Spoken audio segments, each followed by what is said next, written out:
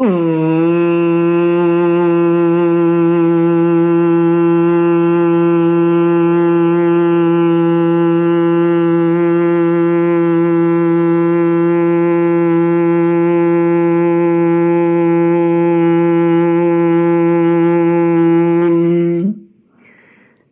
श्री गुरुचरण कमलेभ्यो नमः।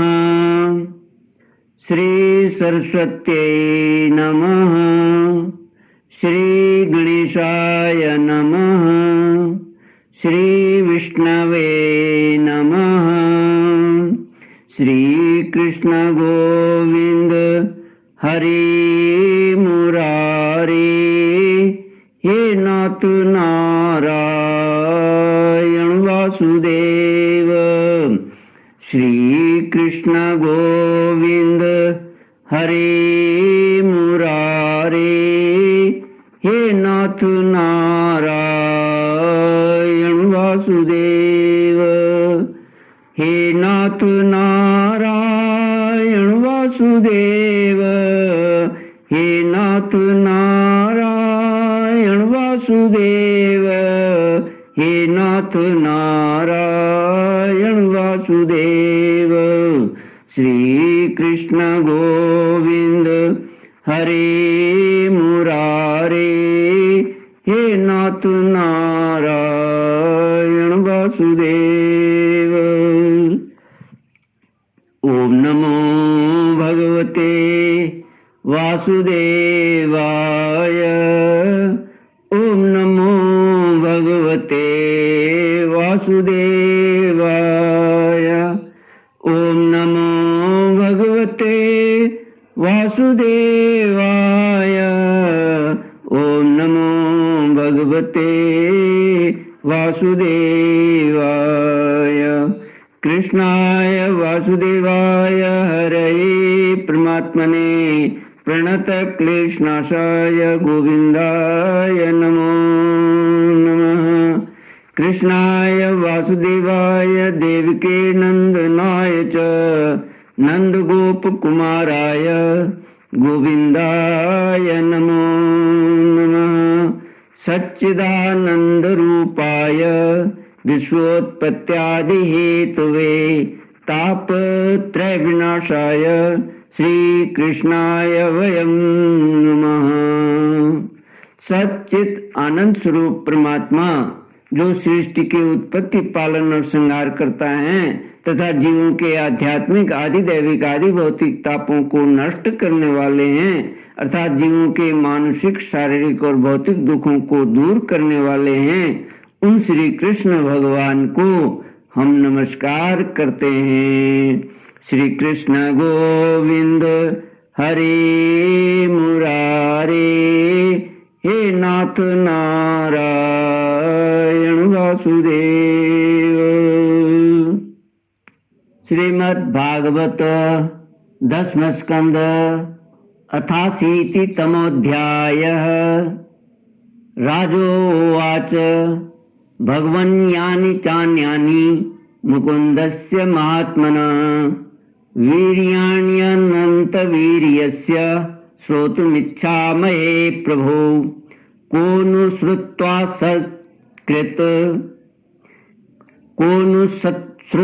सकृद् ब्रह्मन्नुत्तमश्लोक सत्कथा विरमेत विशेषज्ञो विषण्ण काम मार्गणैः। श्रीमद् भागवत 10वां स्कंद 80वां अध्याय। श्री कृष्ण के द्वारा सुदामा जी का स्वागत। राजा परीक्षित ने कहा, भगवान प्रेम और मुक्ति के दाता पर ब्रह्म परमात्मा भगवान श्री कृष्ण की शक्ति अनंत है, इसलिए उनकी माधुर्य और ऐश्वर्य से भरी लीलाएं भी अनंत हैं। अब हम उनकी दूसरी लीलाएं, जिनका वर्णन आपने अब तक नहीं किया है, सुनना चाहते हैं। ब्रह्मन, यह जीव विषय सुख को खोजते खोजते अत्यंत दुखी हो गया है।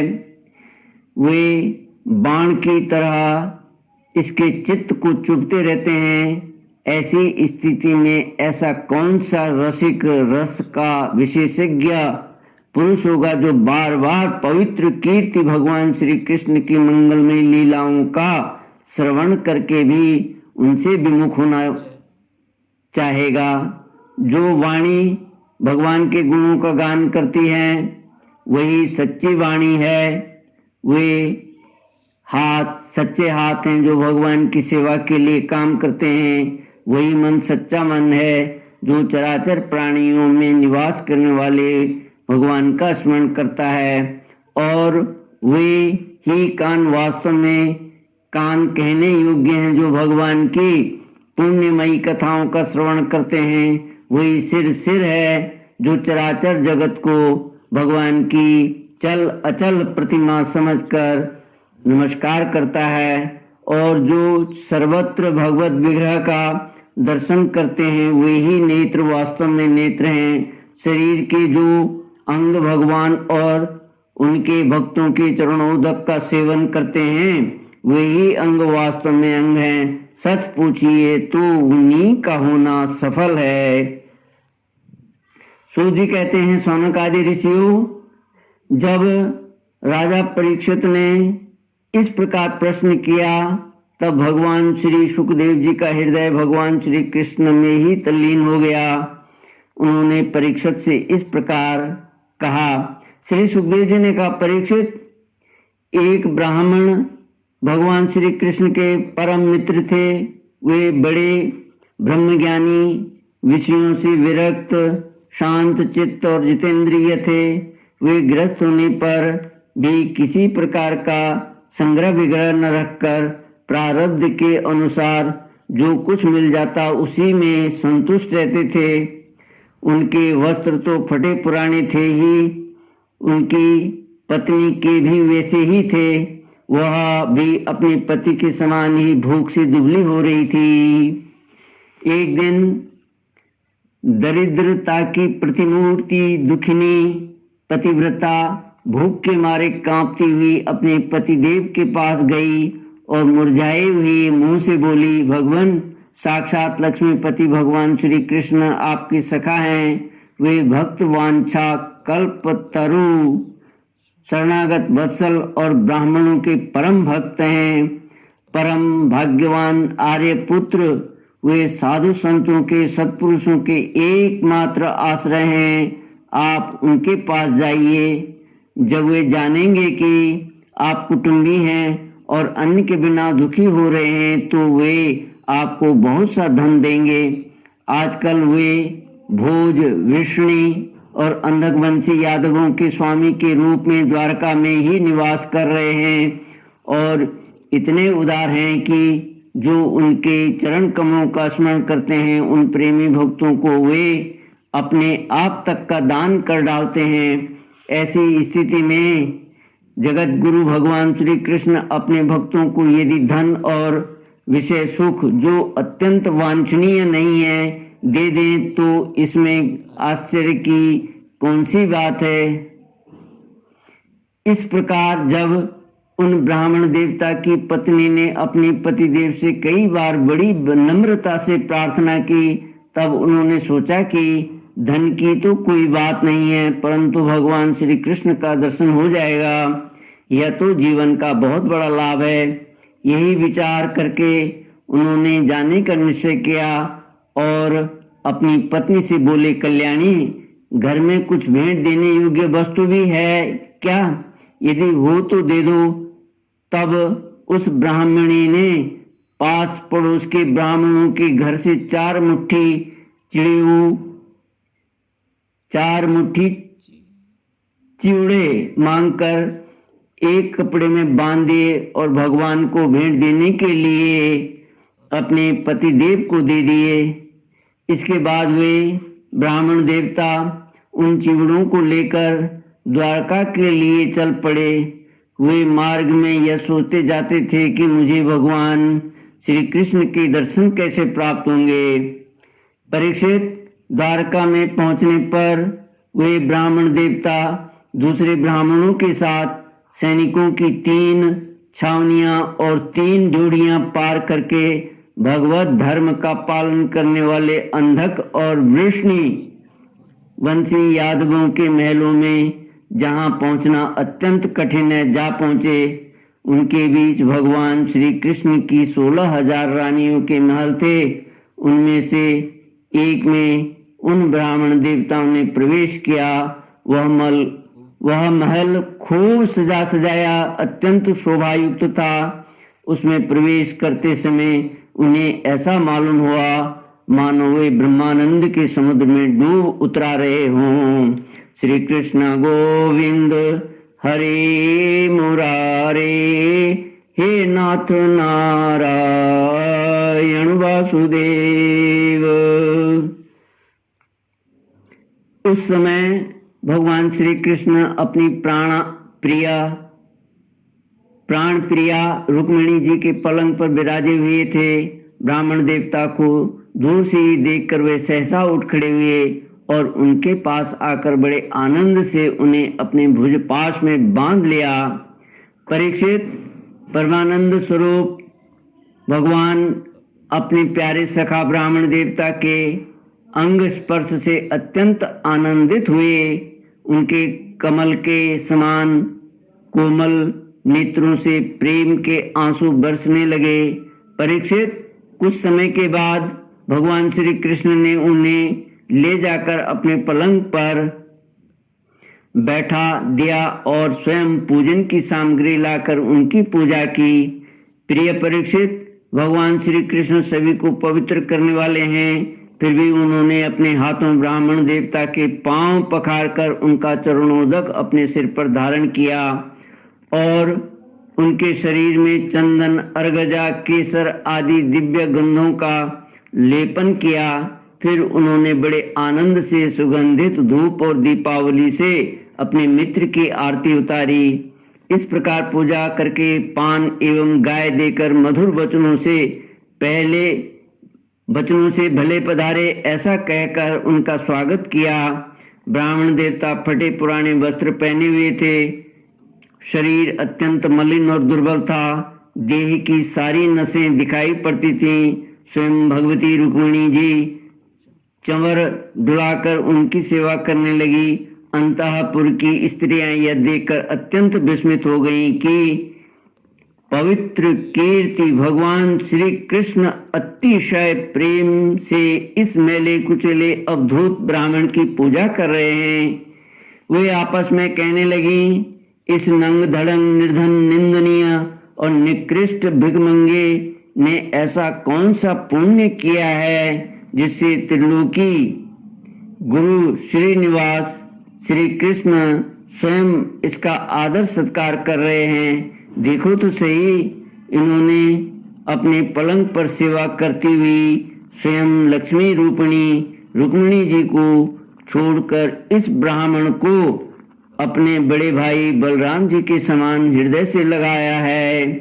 प्रिय परीक्षित, भगवान श्री कृष्ण और वे ब्राह्मण दोनों एक दूसरे का हाथ पकड़कर अपने पूर्व जीवन की उन आनंददायक घटनाओं का स्मरण और वर्णन करने लगे जो गुरुकुल में रहते समय घटित हुई थी।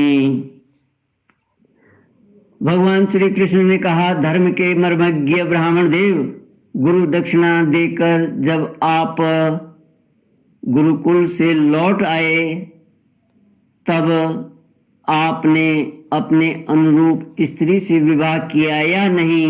मैं जानता हूं कि आपका चित्त गृहस्थी में रहने पर भी प्राय विषय भोगों में आसक्त नहीं है।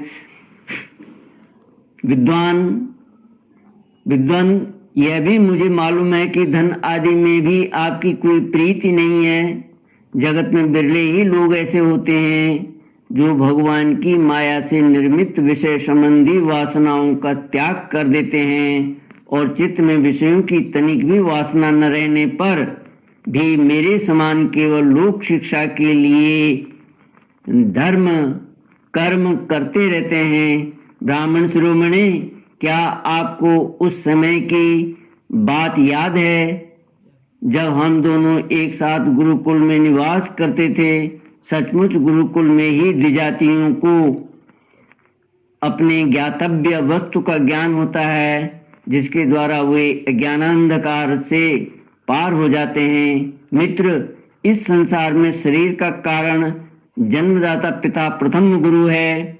इसके बाद उपनयन संस्कार करके सत्य कर्मों की शिक्षा देने वाला दूसरा गुरु, वह मेरे ही समान पूज्य है। तदनंतर ज्ञानोपदेश करके परमात्मा को प्राप्त कराने वाले गुरु तो मेरा स्वरूप ही है। वर्णाश्रमियों के ये 3 गुरु होते हैं। मेरे प्यारे मित्र, गुरु के स्वरूप में स्वयं मैं हूँ। इस जगत में वर्णाश्रमियों में जो लोग अपने गुरुदेव के उपदेशानुसार अनायासी भवसागर पार कर लेते हैं, वे अपने स्वार्थ और परमार्थ के सच्चे ज्ञान जानकार हैं। प्रिय मित्र, मैं सबका आत्मा हूँ, सबके हृदय में अंतर्यामी रूप से विराजमान हूँ। मैं गृहस्थ के लिए धर्म, 5 महायज्ञ आदि से, ब्रह्मचारी के धर्म, उपनयन, वेदाध्ययन आदि से, वानप्रस्थी के धर्म, तपस्या से और सब ओर से उपरत हो जाना, इस सन्यासी के धर्म से भी उतना संतुष्ट नहीं होता हूँ जितना गुरुदेव की सेवा शुश्रूषा से संतुष्ट होता हूँ। ब्राह्मण, जिस समय हम लोग गुरुकुल में निवास कर रहे थे, उस समय की वह बात आपको याद है क्या, जब हम दोनों एक दिन हमारी गुरु पत्नी ने ईंधन लाने के लिए जंगल में भेजा था। उस समय हम लोग एक घोर जंगल में गए हुए थे और बिना ऋतु के ही बड़ा भयंकर आंधी पानी आ गया था। आकाश में बिजली कड़कने लगी थी। तब तक सूर्यास्त हो गया। चारों ओर अंधेरा ही अंधेरा फैल गया। धरती पर इस प्रकार पानी ही पानी हो गया कि वहाँ कहाँ गड्ढा है, कहाँ किनारा, इसका पता ही न चलता था। वह वर्षा क्या थी? एक छोटा मोटा प्रलय ही था। आंधी के झटकों और वर्षा के बौछारों से हम लोगों को बड़ी पीड़ा हुई। दिशा का ज्ञान न रहा। हम लोग अत्यंत आतुर हो गए और एक दूसरे का हाथ पकड़कर जंगल में इधर उधर भटकते रहे। जब हमारे गुरुदेव सांदीपनी मुनि को इस बात का पता चला, तब वे सूर्योदय होने पर अपने शिष्य हम लोगों को ढूंढते हुए जंगल में पहुंचे और उन्होंने देखा कि हम अत्यंत आतुर हो रहे हैं। वे कहने लगे, आश्चर्य है पुत्रों, तुम लोगों ने हमारे लिए अत्यंत कष्ट उठाया। सभी प्राणियों को अपना शरीर सबसे अधिक प्रिय होता है, परंतु तुम दोनों उसकी भी परवाह न कर के हमारी सेवा में संलग्न रहे। गुरु के ऋण से मुक्त होने के लिए सत शिष्यों का इतना ही कर्तव्य है कि वे विशुद्ध भाव से अपना सब कुछ और शरीर भी गुरुदेव की सेवा में समर्पित कर दें। द्विज शिरोमणियों, मैं तुम लोगों से अत्यंत प्रसन्न हूँ। तुम्हारे सारे मनोरथ, सारी अभिलाषाएं पूर्ण हों और तुम लोगों ने हमसे जो वेदाध्ययन किया है वह तुम्हें सर्वदा कंठस्थ रहे तथा इस लोक एवं परलोक में कहीं भी निष्फल न हो। प्रिय मित्र, जिस समय हम लोग गुरुकुल में निवास कर रहे थे, हमारे जीवन में ऐसी ऐसी अनेकों घटनाएं घटित हुई थीं। इसमें संदेह नहीं कि गुरुदेव की कृपा से ही मनुष्य शांति का अधिकारी होता है और पूर्णता को प्राप्त करता है। ब्राह्मण देवता ने कहा, देवताओं के आराध्य देव जगत गुरु श्री कृष्ण, भला अब हमें क्या करना बाकी है, क्योंकि आपके साथ जो सत्य संकल्प परमात्मा हैं, हमें गुरुकुल में रहने का सौभाग्य प्राप्त हुआ था। प्रभु, छंदोमय वेद धर्म, अर्थ, काम, मोक्ष, चतुर्विध पुरुषार्थ के मूल स्रोत हैं और वे हैं आपके शरीर। वही आप विद्याध्ययन के लिए गुरुकुल में निवास करें। यह मनुष्य लीला का अभिनय नहीं तो और क्या है। श्री कृष्ण गोविंद हरे मुरारे, हे नाथ नारायण वासुदेव। इति श्रीमद्भागवते महापुराणे पारमहंस्यां संहितायां दशमस्कन्धे उत्तरार्धे श्रीदामचरिते शीतितमोऽध्यायः। ओम पूर्णमद पूर्णमिदं पूर्णात् पूर्णमुदच्यते पूर्णस्य पूर्णमादाय पूर्णमेवावशिष्यते। ओम शांति शांति शांति। हरि ओम श्री गुरुभ्यो नमः। हरि ओम।